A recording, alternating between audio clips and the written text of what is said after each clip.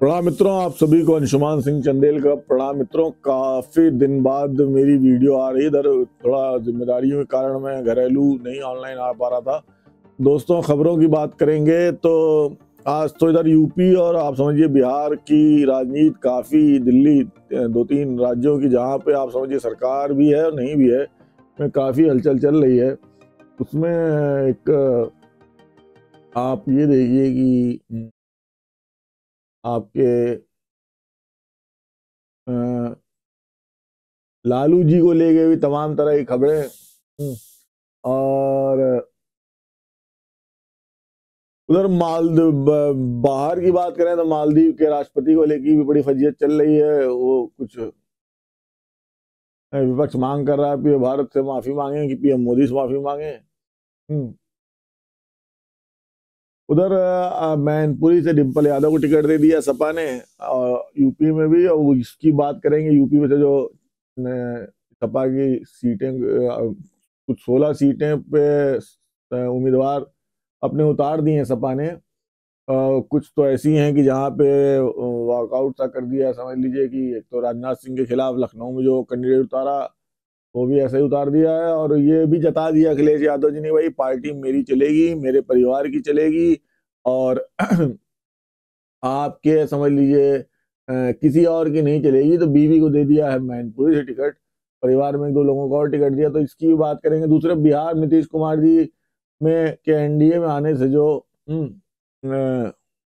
फायदा ही होगा बीजेपी को। और अच्छा नतीजा ये है, नीतीश जी को अब शांति से, एक बार अब देखिए 71 साल की उम्र हो गई है, अब उनको और कहाँ मुख्यमंत्री वो बन पाते। तो अच्छा हुआ यहाँ बन गए हैं 9वीं बार, तो ये अच्छा ही हुआ। और मोदी जी की जहाँ तक लोग, मैंने कई वो देखा उसमें, ये लोग कह रहे हैं कि भाई एक ऐसा फैसला भाजपा ने, भाजपा क्या करे हैं। अब जब मोदी जी के नाम पे देश वोट कर रहा है, तो हर वो चीज आप सोचिए, पार्टियां भी हर धीरे धीरे सारी पार्टियों से छोड़ छोड़ के लोग पहुंच जा रहे हैं भाजपा में। आधी कांग्रेस भाजपा में पहुंच गई है कुछ दिन में। और ये आप जिस तरह से लोग सीटों का वो कर रहे हैं, लगता है कि ये मोदी जी चुनाव जिताने के लिए कैंडिडेट वो करते हैं। तो नीतीश जी ने अच्छा किया, चलते चलते डिसीजन ले लिया। उधर और खबरों की बात करेंगे दोस्तों थोड़ी सी कि सोशल मीडिया तब ये भी एक बड़ी खबर आ रही है। मानवेंद्र सिंह, जो पूर्व सांसद जसोल, मानवेंद्र सिंह जसोल जी थे, उनकी पत्नी चित्रा सिंह जी का निधन हो गया है।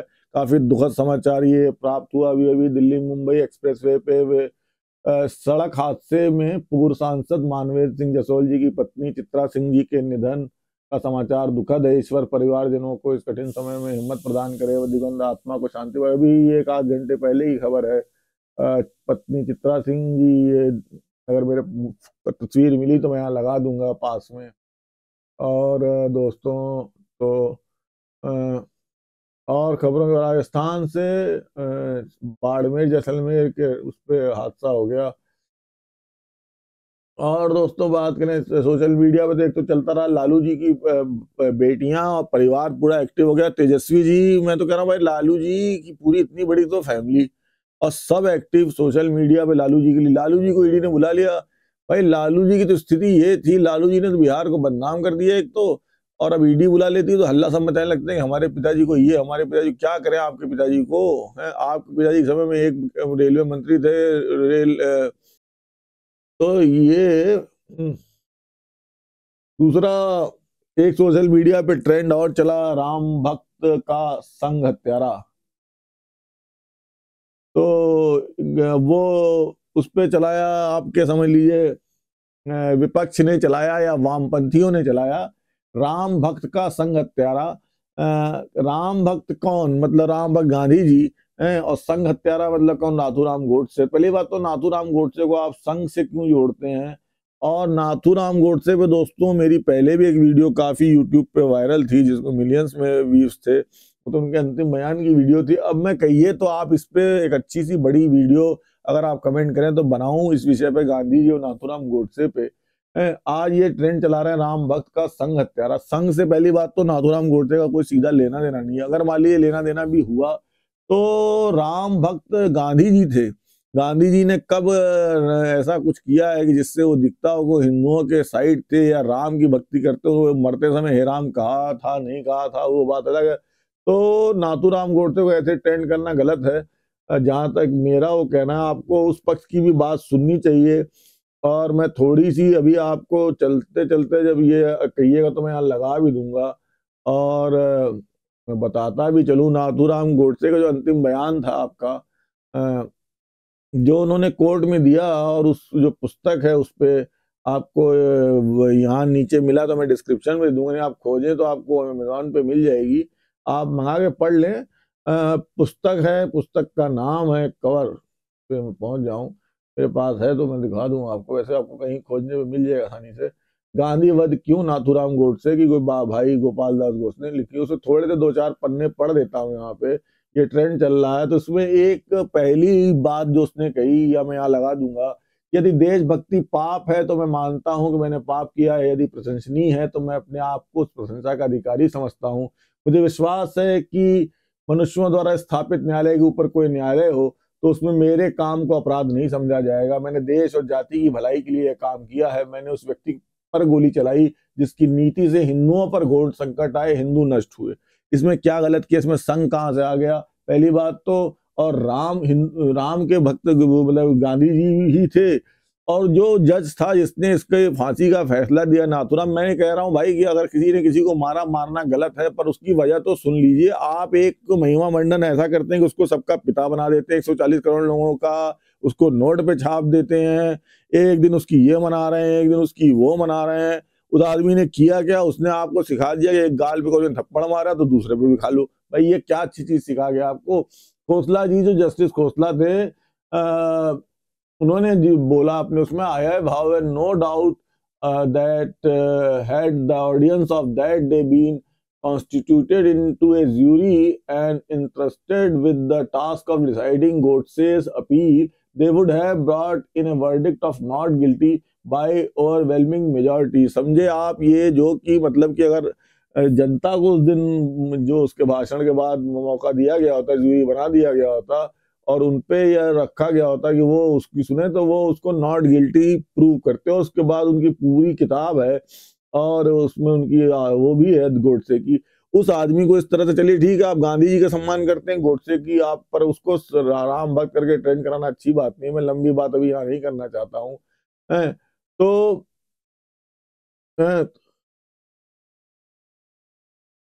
तो गांधी का देश है, गोडसे का नहीं, बहुत अच्छी बात है, गांधी का देश है। पर आप ये सोचिए कि गांधी वध क्यों, उसके कारणों में जरूर जाइए। तो संघ से मत जोड़िए। और इस तरह का ट्रेंड विपक्ष चला रहा था, खैर तो उस पर बात हो गई दोस्तों। और खबरों की बात करेंगे कि ये रोहिणी आचार्य जी की बहुत ही गंदी भाषा का प्रयोग, अभी मैं उनकी ट्वीट देख रहा हूँ, 1.5 साल से सोए हुए यहाँ लगा दूंगा कुत्ते अब भौंकने लगे, इनका भौंकना फिर से जल्दी बंद होगा। तो ये इस तरह की भाषा नहीं प्रयोग करनी चाहिए। पहली बात तो लालू जी ने कुछ अच्छा सच में नहीं किया है, और लालू जी तो पढ़े लिखे आदमी हो, बिहार का खुद मजाक बनाते हैं इस तरह से, जिस तरह से बोलते हैं उनकी सच में कोई, जैसे आप मुलायम सिंह जिस तरीके से बोलते थे, मुलायम सिंह सच में वैसे बोलते थे, मुलायम सिंह यादव जी। और लालू यादव जिस तरह से बोलते हैं, इंग्लिश से पढ़े लिखे, पटना यूनिवर्सिटी के पढ़े लिखे आदमी को ढंग से बोलना चाहिए, बिहारियों को खुद ही मजाक बनाते हैं। खैर मैं बिहार की बात उतनी नहीं करूंगा दोस्तों, मैं यूपी की बात कर लेता हूँ थोड़ी सी, अखिलेश यादव जी की। अखिलेश यादव जी ने कांग्रेस को धता बताते हुए कि भाई हमारी चलेगी यूपी में, आपकी नहीं चलेगी, और लिस्ट जारी कर दी जिसमें उन्होंने परिवार के कुछ सदस्यों को दे दिया टिकट, और 16 ऐसी सीटों पे नाम घोषित करिए, जिसमें संभल से शफीकुर रहमान को दिया है टिकट, फिरोजाबाद से अक्षय यादव, मैनपुरी से डिम्पल यादव अपनी पत्नी को दे दिया, यादव में अक्षय यादव को दिया फिरोजाबाद से, एटा से देवेश शाक को दिया, बदायूं से धर्मेंद्र यादव को दिया, धर्मेंद्र यादव भी उनके अपने परिवार के ही हैं, तो परिवार के 3-4 लोगों को दिया, यादव लोगों को भी काफी टिकट दिया। बदायूं धर्मेंद्र यादव दिया, खीरी से उत्कर्ष वर्मा, धरहौरा से आनंद भदौरिया, उन्नाव से अनु टंडन, लखनऊ से रविदास मल्होत्रा, फरुखाबाद से नवल किशोर शाक्य, अकबरापुर से राजा रामपाल, बांदा से शिव शंकर सिंह पटेल, फैजाबाद से अवधेश प्रसाद, अम्बेडकर नगर से लालजी वर्मा, बस्ती से राम प्रसाद चौधरी, गोरखपुर से काजल निषाद। तो कुछ टिकट ऐसे भी दिए जो मतलब कि जैसे लखनऊ से रविदास मल्होत्रा को दिया है, जो राजनाथ सिंह के सामने, तो ऐसा कुछ लोगों को दिया कि जो लग रहा है कि थोड़ा वो दे दिया कि भाई आप लड़ लो वाली, जिसको कहते हैं वाह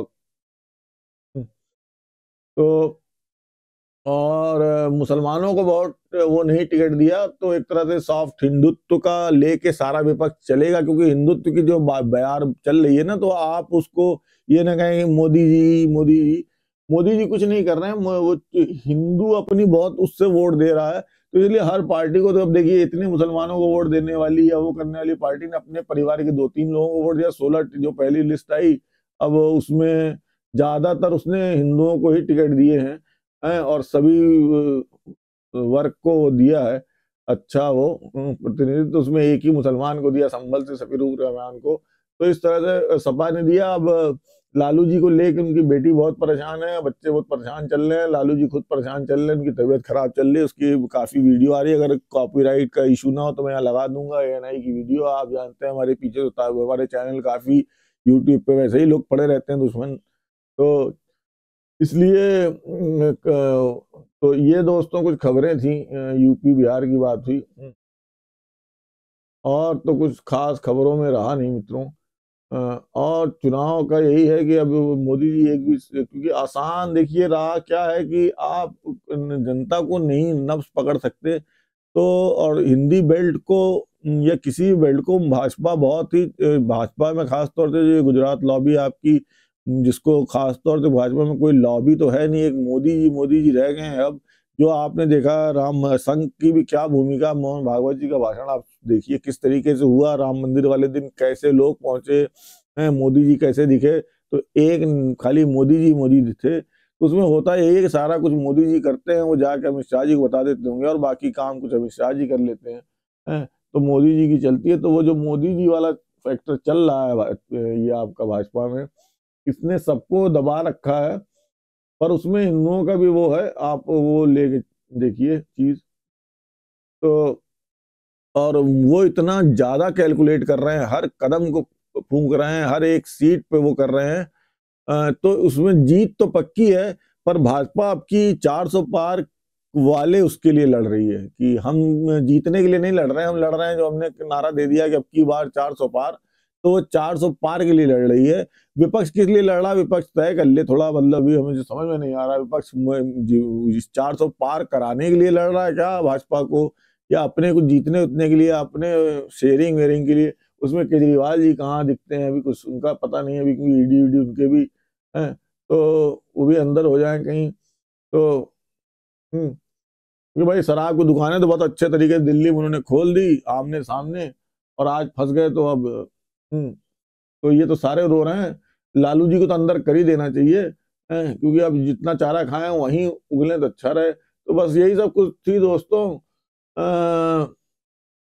न्यूज। और आप ये हिंदुओं की तरफ से तो यही बात कहूंगा कि भाई कि हमारे, तो आप समझिए, आप सोचते हैं मोदी जी 400 पार हो जाएंगे तो हमारा कुछ होने वाला है ना। कृष्ण मंदिर अभी तक कोई सुप्रीम कोर्ट से मिला, अभी सरकारें, आप देखिए परसों में देख रहा था, इतना सुप्रीम कोर्ट ट्रेंड हो रहा था, इतने कितने पैसे काफी सरकार ने दिए सुप्रीम कोर्ट को किस काम के लिए, और हम अभी आप देखिए ये रात में ये इतने केस लंबित है, रात बिरात कोई वो हो तो ज्ञानवापी पे खुल जाता है, कहीं किसी ऑब्जेक्शन पे खुल जाता है, और जबकि उसमें सारी मूर्तियां निकल रही हैं, सब कुछ निकल रहा है। वो तो सभी मंदिर वो हैं, उनकी बात होनी चाहिए और जल्दी होनी चाहिए। वो एक एक राम मंदिर बन गया और उस पे भाजपा हिंदुओं का वोट लेती है, तो हिंदुओं की बात होनी चाहिए।